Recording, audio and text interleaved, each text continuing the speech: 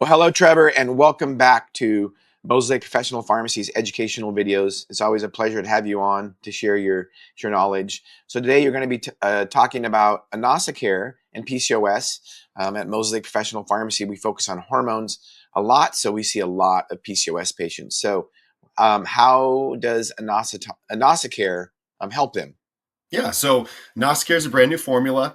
When we look at PCOS, I think Shawn, you know this about functional medicine and me, but I've always had a little bit of beef with syndromes, and my issue with like syndromes is like this is just man-made nomenclature, right? This is not saying like you have an infection; it's objectively proven you have an infection, or if you have cancer or autoimmunity, right? A syndrome, IBS, metabolic syndrome, PCOS, polycystic ovarian syndrome, right? We've created these organizational structures in medicine to say, look, the root cause is really obvious, but we're going to take all these variables, metabolic syndrome, right? Triglycerides and cholesterol and blood sugar and obesity, or IBS. Well, you have diarrhea or you have constipation. It's all over the place. Polycystic ovarian syndrome, you have testosterone changes and androgen changes, right? As a female hormone changes. You have insulin or blood sugar changes.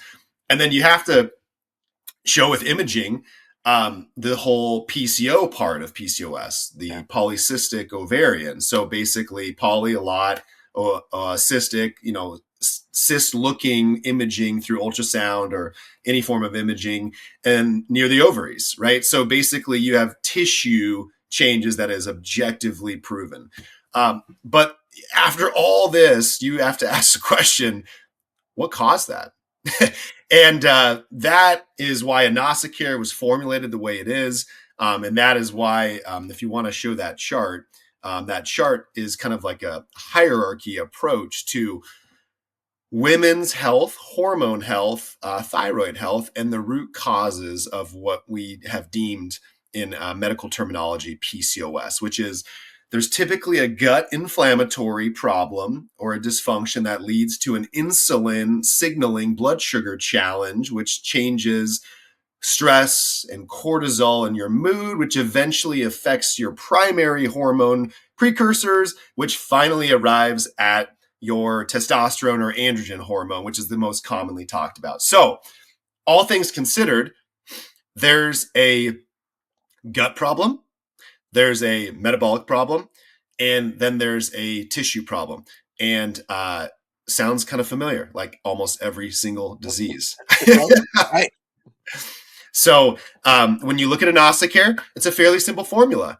It's summarizing all of the research on chromium's ability to sensitize insulin. It's summarizing all of the research on prebiotics' ability to address the gut inflammation. And it's summarizing all the research on high-dose inositol and specifically a 40-to-1 ratio of myo-inositol to D-chiro. And that's where maybe the audience or that's where consumers need to be aware that inositol is not just inositol. There's specific forms at specific ratios and specific doses that have been shown to improve the PCOS outcome and the thyroid outcome. So it's a fairly simple approach to a complicated disease state. But if you unwind the root cause, that's what we're getting at. We're getting after the gut inflammation. We're getting after the insulin, which is eventually getting at the hormones. Exactly. And I want to add to that, Yeah. Carl, with treating many PCOS patients, from what I've learned, from what I've been taught by physicians that actually look at the imaging of the ovaries, up to 50% of all the patients that have PCOS-like symptoms and syndrome, they don't really have polycystic ovaries. So the most important part, as usual, is what are people's symptoms and how can we fix those? Couldn't agree more, Shawn. Absolutely. Yeah. Should we be saying, well, you don't have PCOS because you only have 2 out of 3. You have testosterone levels that are high and you have a hemoglobin A1C or an insulin that's high, but you don't have PCOS. And so you go home feeling untreated and saying, well, something's wrong. Or the question is, what's the root cause of it? It's only a matter of time before the tissue shows and we objectively can see the dysfunction. So time to get after the hormones, and we can do that by addressing the gut and the metabolic health, which is the blood sugar and insulin. Awesome. Great job, Trevor. I always appreciate your knowledge. Thank you. Thanks, Shawn.